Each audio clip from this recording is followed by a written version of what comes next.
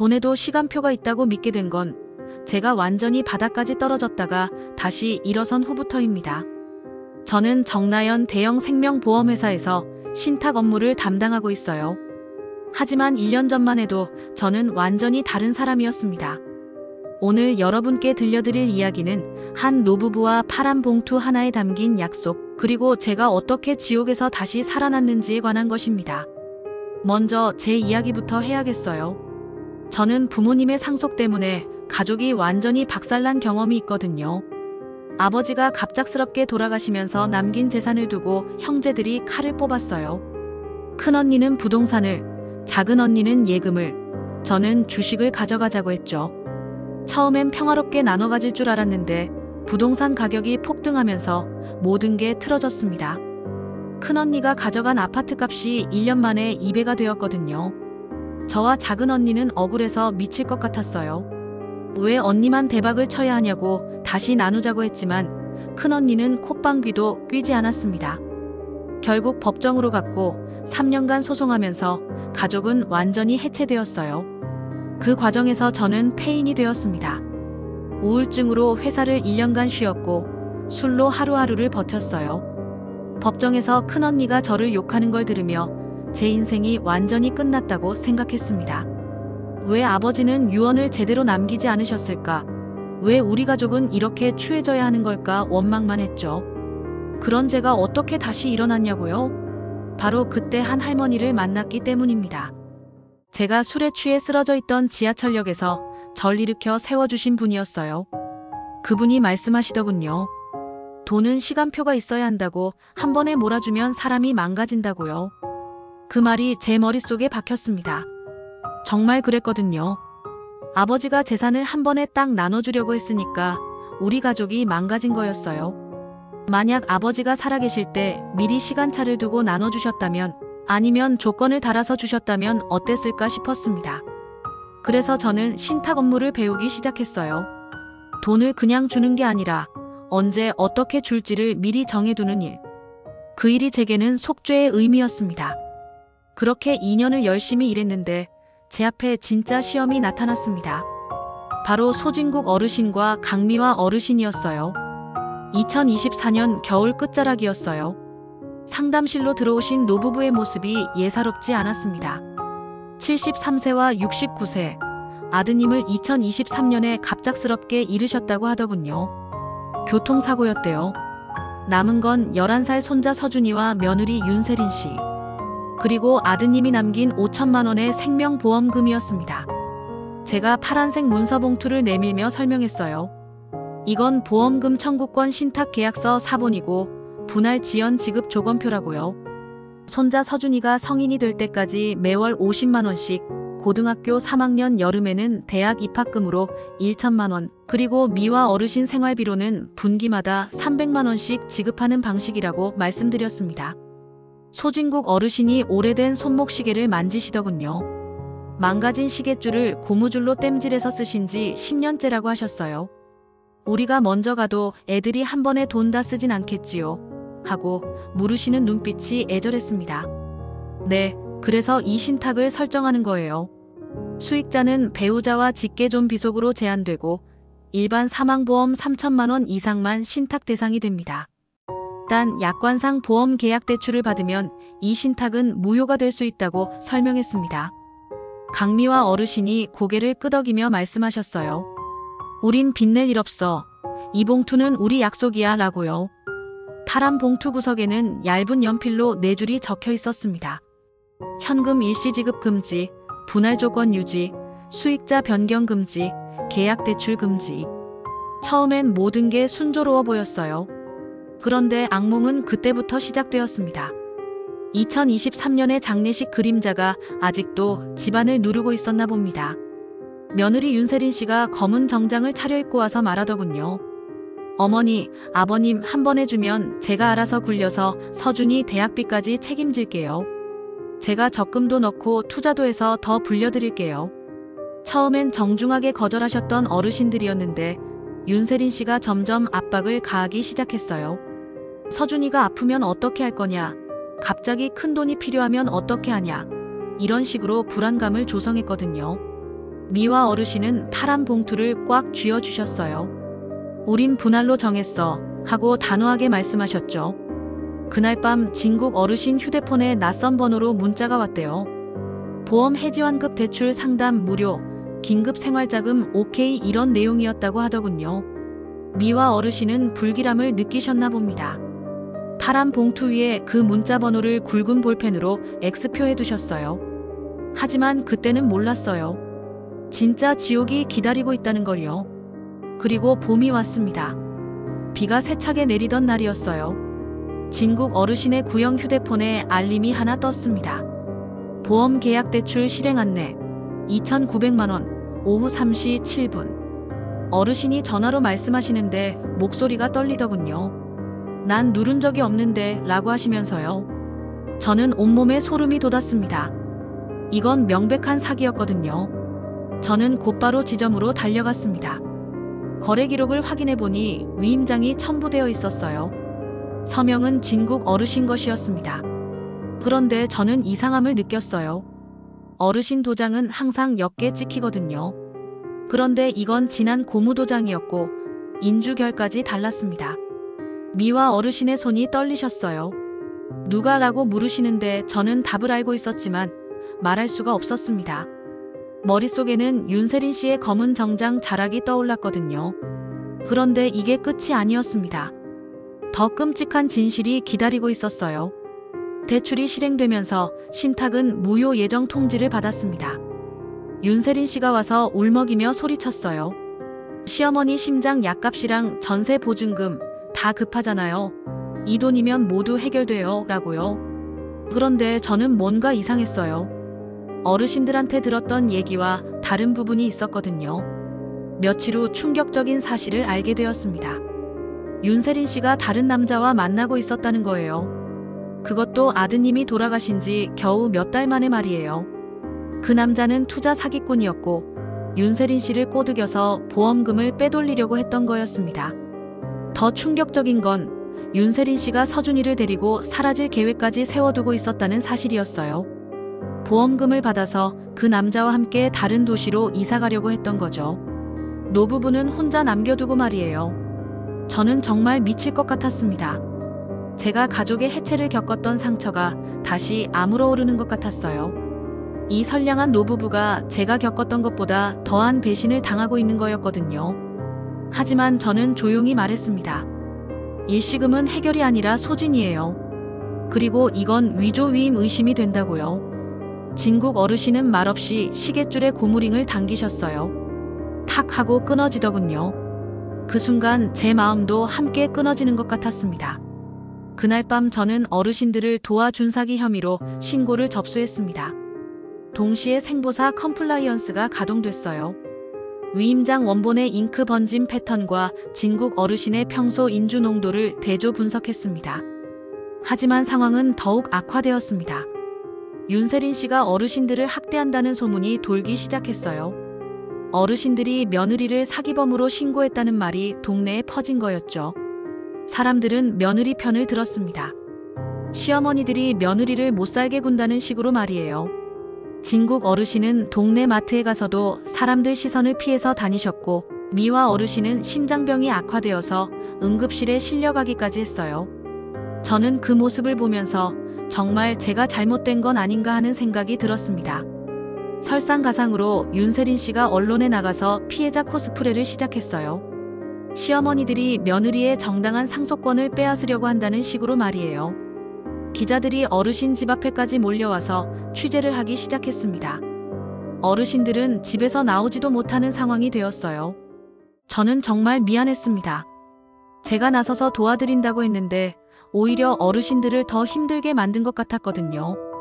지점 회의실에서 윤세린 씨와 마주 앉았을 때가 가장 힘들었어요. 서류철을 탁 내리치면서 소리쳤거든요. 수익자 제한이요. 절 가족으로 안 보세요. 내가 서준이 엄마예요. 라고요. 그리고는 눈물까지 흘리면서 서준이를 혼자 키우는 게 얼마나 힘든지 하소연했어요. 저는 규정을 펼쳐 보였습니다. 현행제도상 수익자는 배우자와 직계존 비속입니다. 며느리님은 수익자가 될 수 없어요. 더구나 지금은 보험금 청구권 신탁이 걸려 있다고 설명했어요. 그럼 나보고 굶으라고요 하고 따지셨죠. 굶지 않게 하려고 분할 지연을 쓰는 거라고. 급하면 생활비. 긴급 지급 범위 내에서 조정할 수 있다고 말씀드렸어요. 대신 대출은 절대 금지라고요. 그런데 윤세린 씨가 갑자기 무너지더군요. 울면서 고백하기 시작했어요. 남편이 죽고 나서 너무 외로웠다고, 그래서 다른 남자를 만났는데 그 사람이 돈을 빌려달라고 했다고요. 투자하면 큰 돈을 벌 수 있다고 해서 속았다고 말이에요. 알고 보니 그 남자는 전문적인 결혼 사기꾼이었습니다. 배우자를 잃은 여성들을 노리고 접근해서 보험금이나 상속, 재산을 빼돌리는 수법으로 여러 명을 속인 전과자였어요. 윤세린 씨는 그냥 외로운 피해자였던 거였습니다. 문이 닫히고 남은 건 파란 봉투 하나와 위임장 필적 감정 결과였습니다. 서명 위조 개연성이 높다는 판정이 나왔어요. 범인은 그 사기꾼 남자였습니다. 2025년 6월이 되었습니다. 신탁 무효 효력 발생까지 3일 남은 상황이었어요. 사기꾼은 잡혔지만 돈은 이미 다른 곳에 투자되어서 회수가 어려운 상황이었습니다. 저는 정말 달렸습니다. 사회복지관과 연계해서 긴급생활비 바우처를 연결하고 노부부의 소형 예금과 미화, 어르신의 소일거리 수입을 묶어서 단기 상환 플랜을 짰어요. 그런데 돈이 모자랐습니다. 500만 원이 부족했어요. 어르신들은 집까지 팔겠다고 하셨지만 그러면 살 곳이 없어집니다. 저는 정말 절망했어요. 이렇게 끝나는 건가 싶었습니다. 그때 기적이 일어났습니다. 윤세린 씨가 자신의 적금을 다 해지해서 가져온 거예요. 500만 원 딱 맞는 금액이었습니다. 울면서 말하더군요. 시어머니, 아버님, 제가 정말 잘못했어요. 서준이 아빠가 하늘에서 보고 있을 텐데 제가 이럴 수 없어요 라고요. 어르신들께 말씀드렸습니다. 대출원금만 전액 상환하면 약관상 신탁 효력 유지 가능성이 생긴다고. 오늘이 마지노선이라고요. 진국 어르신이 끊어진 시계줄을 책상 위에 올려두고 말씀하셨어요. 우린 약속을 지킬 거요 라고요. 어르신의 손이 떨리자 미화 어르신이 파란 봉투를 덮으셨습니다. 약속은 번지지 않아 라고 하시면서요. 그날 오후 3시 4분 전액 상환 처리가 완료되었습니다. 얼마 후 컴플라이언스 결과가 통보됐어요. 신탁 유효 유지. 위임장 위조건은 수사기관에 이첩되어서 진범이 구속되었습니다. 윤세린 씨는 끝내 고개를 숙이며 말했어요. 저도 무서웠어요. 서준이 키우는 게요 라고요. 저는 종합재산신탁 안내서를 내밀었습니다. 노부부 자산 일부를 종합재산신탁으로 옮기면 서준이 교육비와 양육비는 신탁에서 지급 조건으로 관리할 수 있다고 설명했어요. 현금 한 방 대신 필요할 때 정확히 지급하는 방식이라고요. 그리고 윤세린 씨도 서준이 법정 대리인으로서 교육비는 신청할 수 있다고 덧붙였습니다. 진국 어르신이 고무링이 빠진 시계를 주머니에 넣으시며 말씀하셨어요. 시계줄도 다시 꿰매면 되지 라고요. 그리고는 윤세린 씨의 손을 잡고 말씀하셨어요. 며느리야, 우리가 가족이잖아 라고요. 그 순간 저는 눈물이 났습니다. 제가 가족을 잃었을 때는 아무도 이런 말을 해주지 않았거든요. 모두가 재산만 바라보고 서로 상처를 주기 바빴는데 이 어르신들은 배신당했는데도 다시 용서하고 받아들이시는 거였어요. 2025년 9월이 되었습니다. 첫 분할 지급이 서준이 명의 신탁계좌로 들어왔어요. 고등학교 3학년 여름 일시금 지급 조건도 전산에 기록되었고 미화 어르신의 분기 생활비도 정상 집행되었습니다. 윤세린 씨는 서준이와 함께 어르신들 집 근처로 이사와서 함께 살기로 했어요. 지점 창가에서 저는 파란 봉투를 접어봉인했어요. 어르신들께 마지막 확인을 받았습니다. 수익자 변경은 없습니다. 대출도 금지. 필요한 건 조건부 긴급 지급에서 해결한다고요. 진국 어르신이 웃으시며 말씀하셨어요. 이제 그 파란 봉투 서준이 졸업할 때까지 내가 맡아야겠소다 라고요.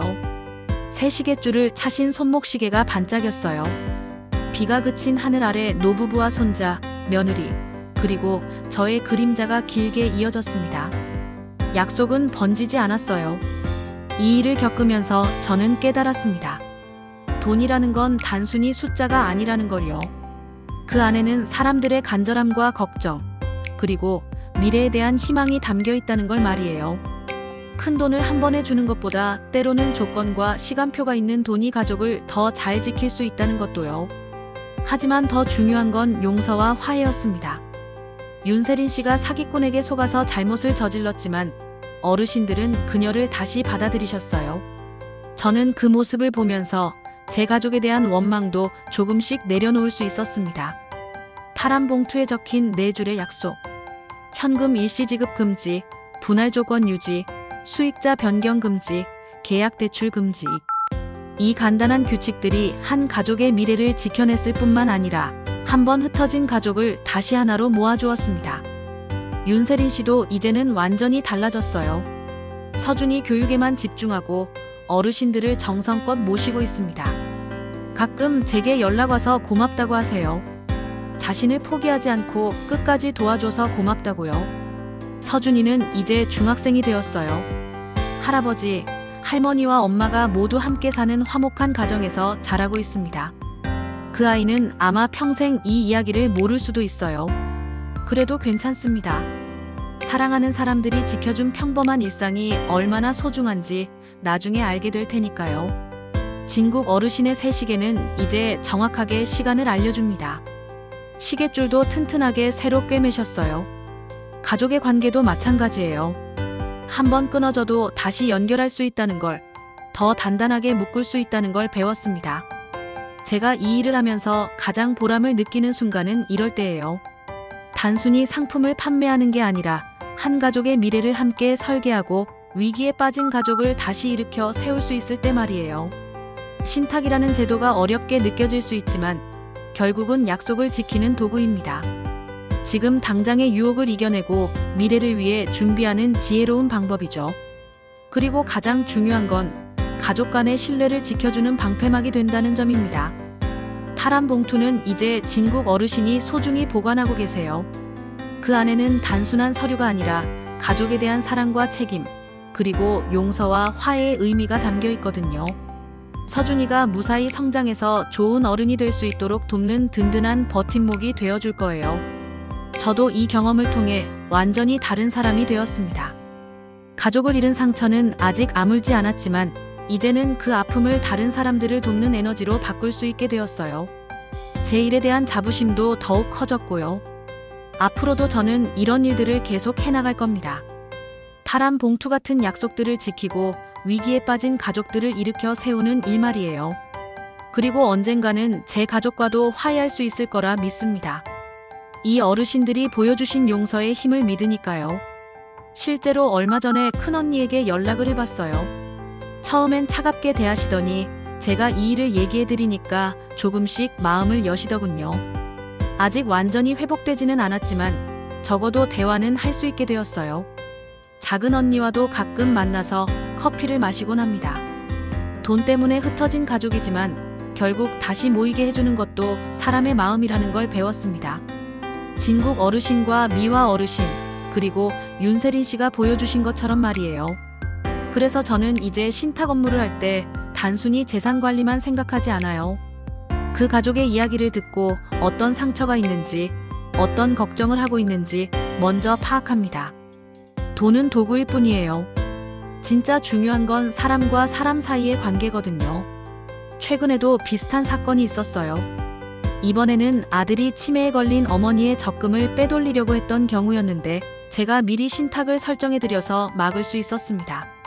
그 아들도 결국은 어머니를 사랑하는 마음이 있었어요.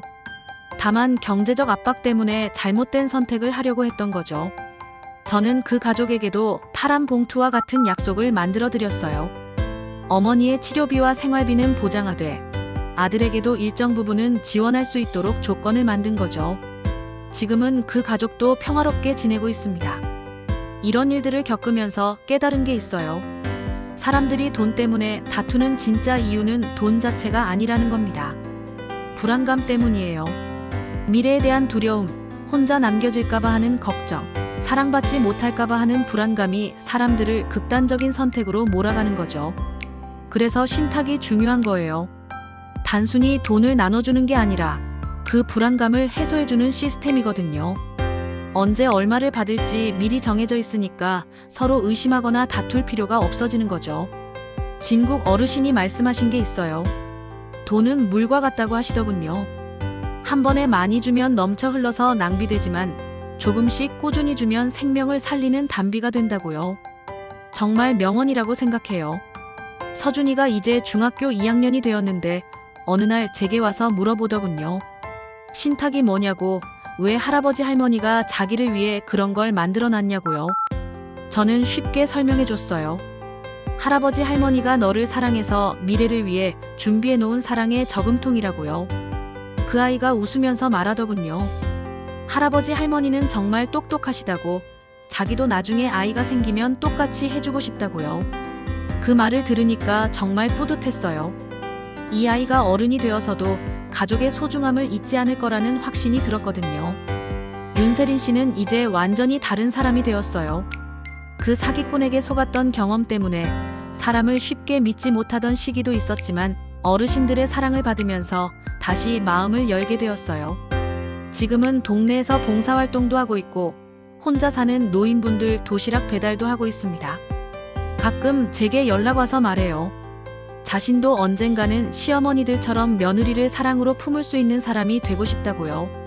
그런 모습을 보면 사람은 정말 변할 수 있다는 걸 느껴요. 미화 어르신의 심장병도 많이 좋아지셨어요. 스트레스가 줄어들어서 그런지 약도 줄이셨다고 하더군요. 요즘은 서준이 숙제도 봐주시고 윤세린 씨와 함께 요리도 하신다고 해요. 진짜 가족다운 모습이죠. 진국 어르신은 새 시계를 차시고 매일 정확한 시간에 맞춰서 생활하고 계세요. 산책도 정해진 시간에 하시고 병원 검진도 빠뜨리지 않으세요. 규칙적인 생활이 건강에도 좋은 영향을 주고 있는 것 같아요. 제가 가끔 안부 인사차 댁에 찾아뵙는데 항상 따뜻하게 맞아주세요. 파란 봉투는 여전히 서재 책상 위에 소중히 보관되어 있어요. 그 봉투를 볼 때마다 그 힘든 시절이 떠오르지만 동시에 우리가 함께 이겨낸 승리의 기념품 같은 느낌도 들어요. 최근에는 제가 담당하는 다른 고객들에게도 이 사례를 많이 소개해드려요. 물론 개인정보는 모두 가명으로 처리하지만 신탁의 중요성과 가족 간의 신뢰에 대해서는 솔직하게 말씀드리죠. 많은 분들이 공감해주시고 비슷한 제도를 원하시더군요. 요즘 사회가 많이 각박해졌다고 하지만 아직도 진국 어르신 가족 같은 분들이 계신다는 게 희망적이에요. 돈보다 소중한 게 있다는 걸 보여주시는 분들이죠. 저는 이제 제 상처도 많이 치유되었어요. 가족을 잃은 아픔은 여전하지만 그 경험이 다른 사람들을 도울 수 있는 힘이 되었다고 생각하니까 의미가 있는 것 같아요. 언젠가는 제 가족과도 완전히 화해할 수 있을 거라 믿어요. 그때까지 저는 계속 이 일을 할 겁니다. 파란 봉투 같은 약속들을 만들고 지키고 가족의 사랑을 이어주는 일 말이에요. 돈에도 시간표가 있다는 제 신념도 변하지 않을 거예요. 여기는 정나연이었습니다. 단순히 보험 상품을 파는 사람이 아니라 사람들의 약속을 지키고 가족의 사랑을 이어주는 신탁 플래너 정나연이었습니다. 앞으로도 더 많은 파란 봉투의 약속들이 지켜질 수 있도록 최선을 다하겠습니다. 약속은 번지지 않으니까요.